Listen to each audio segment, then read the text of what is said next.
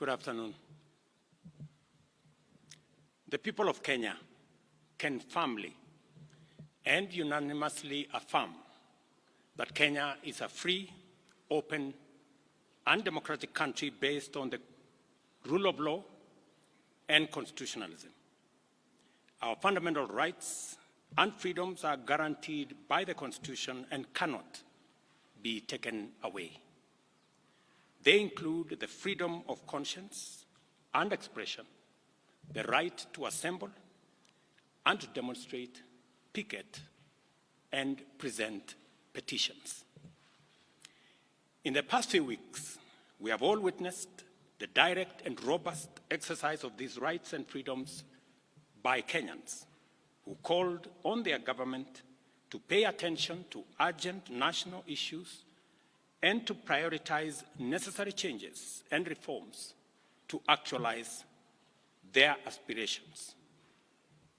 It is with deep regret that I have to say that many Kenyans lost their lives and others seriously injured as a result of disturbances occasioned by lawless activity during these protests. This is not how and where our democracy should proceed, and we must do all we can to ensure that this does not occur again in future. The government of Kenya will provide necessary support to all families and citizens who lost their loved ones. Unfortunately, there has been many instances of excessive, unlawful, dangerous, and harmful conduct during the demonstrations and engagements, as a consequence of which many persons have been arrested and charged in courts with various offenses.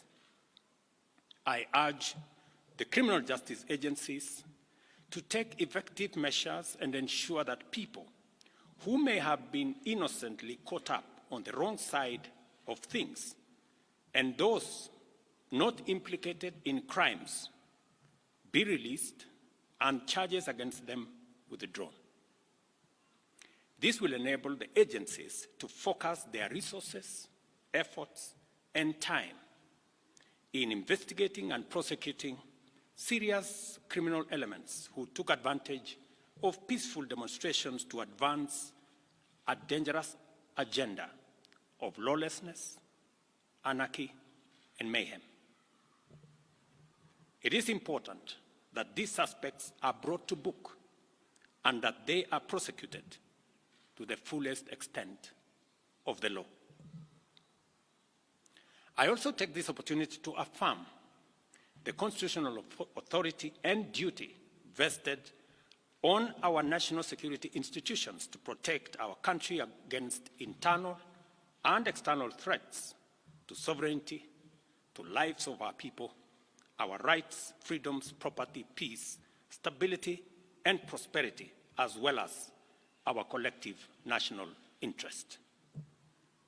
Consequently, I call on the National Police Service to use its mandate responsibly, professionally, and effectively in full compliance with the Constitution, with a view to promoting the national objectives of Article 238, 239, and 244 of our Constitution. All breaches and violations by police officers must be handled expeditiously through due process, with a view to giving Kenyans a police service that upholds the highest standards of integrity. As citizens of this great nation, we all have a duty to balance our rights and responsibilities at all times so that the legitimate exercise of our rights and freedoms does not undermine our broader aspirations to remain a civilized, democratic, and peaceful country governed under the rule of law and institutions of governance for the benefit of all of us. Over the last 1 month, the livelihoods and property of many innocent people have also been destroyed, plunging them into destitution and jeopardizing the welfare of their dependents. The government of Kenya will equally take measures to support these Kenyans on the path to recovery of their businesses. I direct the relevant ministries to obtain, verify, and provide accurate data to facilitate appropriate government action within the next 30 days. I want to give the people of Kenya an assurance that our government listens to them and that for the last 1 month, I have led the government in engaging and listening to citizens from all walks of life as they express themselves in different forums and on various platforms.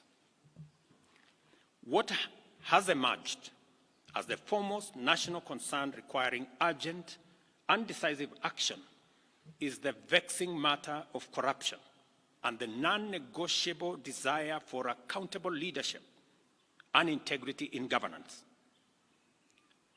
I have this to say to Kenyans. I have heard you, and I have heard you clearly. Consequently, the following measures shall be taken to accelerate progress to achieving the objectives stated by the people. Number one, I will be proposing amendments to the Evidence Act and the Criminal Procedure Code, among other necessary legislative amendments to all statutes relating to corruption, to expedite investigations and prosecution of corruption and economic crimes cases, and provide for their conclusion within 6 months. We shall also be proposing amendments to the Witness Protection Act to overhaul the statutory and institutional framework to protect and incentivize whistleblowers and enhance witness protection, making it easier and safer for citizens to come forward and report corruption as well as other criminal activities. Number three, within 90 days, we shall propose amendments to the Public Finance Management Act and Public Procurement and Disposal Acts to overhaul the institutional and operational framework of public procurement, which has been identified as the epicenter of corruption, conflict of interest, and abuses of office in the public sector, with a view to deploying digital infrastructure within the next 6 months. The aim of this measure is to provide an open and transparent public procurement platform which gives open, real-time, and end-to-end public visibility of public procurement from advertisement to award of contract and to whom it is awarded and what amount the people of Kenya will pay. Number four, I have engaged with the parliamentary leadership and asked Parliament to expeditiously pass the Conflict of Interest Bill with the explicit caveat that I shall veto any bill enacted if it does not establish the highest bar with respect to accountability, integrity, and anti-corruption. I will make full use of the power given to me under Article 115 of the Constitution to make sure that the bill meets the appropriate standards set out in the original bill.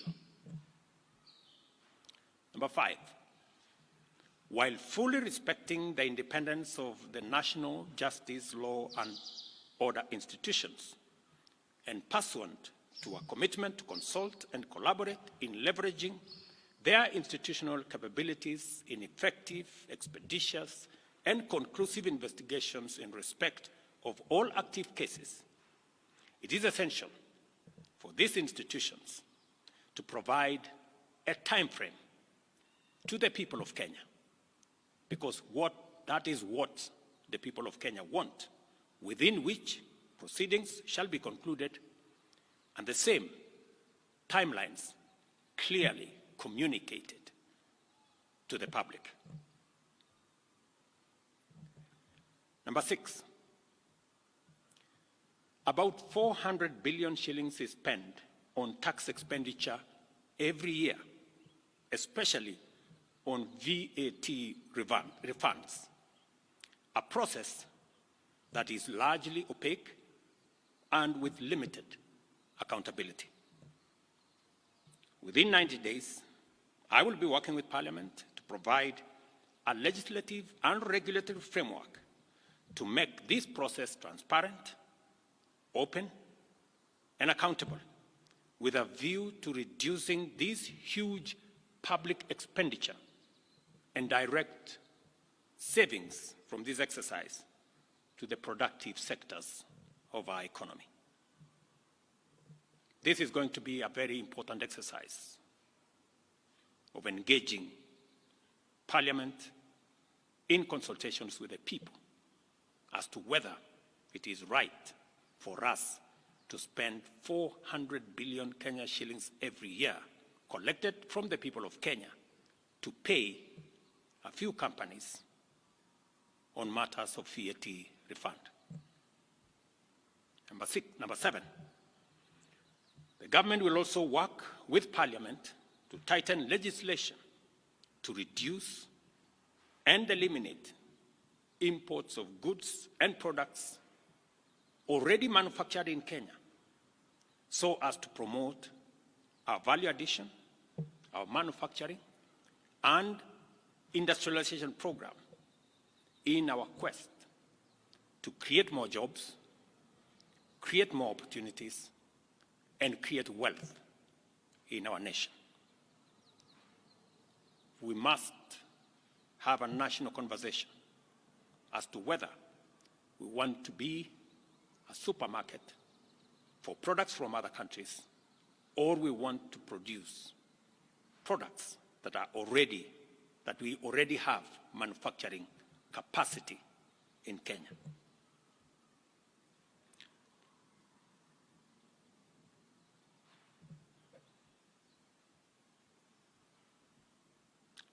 In my last address to the nation, I undertook to consult a broad spectrum of stakeholders from all sectors, levels, and regions in order to constitute a broad-based government.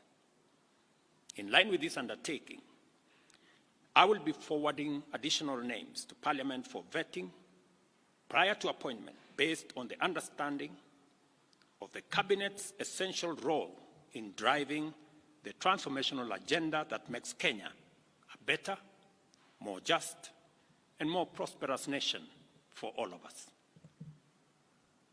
Once constituted, the new cabinet will steward our transformation agenda that is already in place in providing effective and efficient public services, expanding opportunities for employment and wealth creation, and creating a tide that lifts every boat. Our collective ambition is to turbocharge the performance of our economy to achieve our universal health coverage, which ensures that no one is left behind or impoverished on account of healthcare costs. Also offer an equitably funded education system which looks out for learners from vulnerable backgrounds and ensure that Kenyans from all walks of life live in safe and dignified housing through our affordable housing program. Additionally, our transformation agenda commits to provide reliable clean water, last-mile connectivity of electricity, and to secure more business opportunities for enterprises and employment opportunities for our young people both here at home and abroad. Our explicit aim is to transform Kenya into a middle-income society, and it is essential for us to urgently mobilize adequate resources to fund these necessary programs and projects. Consequently, after extensive consultations, I have nominated the following persons for consideration and approval by the National Assembly for appointment as Cabinet Secretaries. I commend the leadership of diverse organizations, both in public and private sectors, including political parties, for their encouraging response to my outreach to consult on forming a broad-based government. Their willingness to set aside partisan positions and interests in order to join a visionary partnership for the radical transformation of Kenya is a historic gesture of their patriotism. I know and I understand acutely the huge expectation of the people of Kenya on me and this administration. And I equally understand that that responsibility can be made easier if we work together as a nation. And as I said, the opportunity we have to work together across political lines, across different divisions, is much more greater than the challenge and the crisis we have in our hands. I take this opportunity to express my appreciation for their commitment and reiterate my pledge to engage alongside them in a national conversation that is inclusive, citizen-centered, and aimed at consolidating and accelerating the actualization of inclusive growth and national transformation. As I take this step, and as I expand and broaden this administration,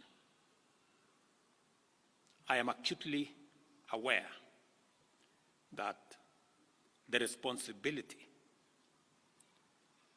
of managing the affairs of the country vested in the cabinet, in the expanded cabinet, will require of us to work together and to focus on that which brings honor to our country.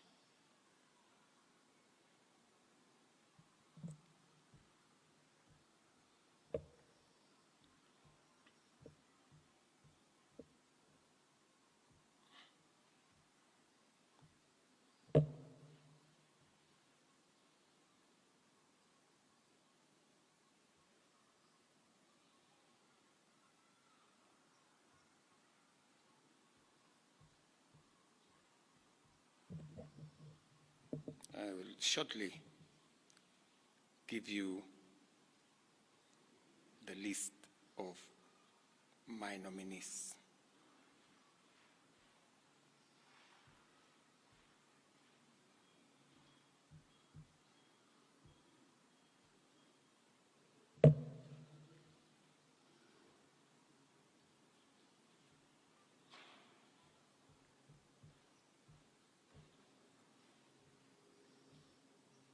Just hold your horses.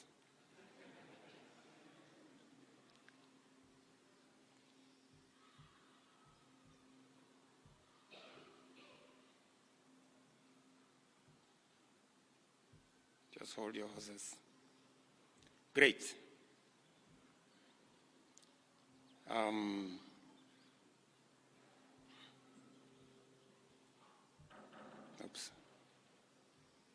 That's the old list again.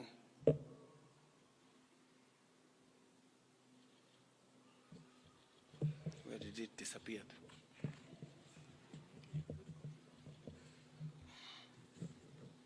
I think this is a problem of making it very confidential and not allowing many people to have a look at it.